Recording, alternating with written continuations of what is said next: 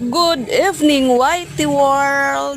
Andyan na ang ating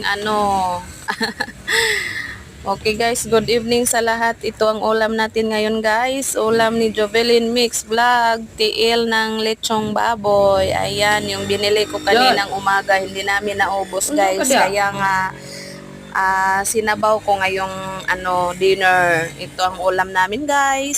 So, mga ka-YT,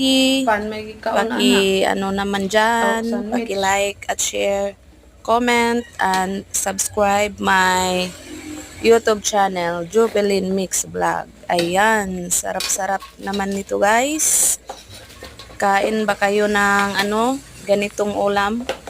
Ayan guys, thank you for watching and once again, good evening. Bye-bye!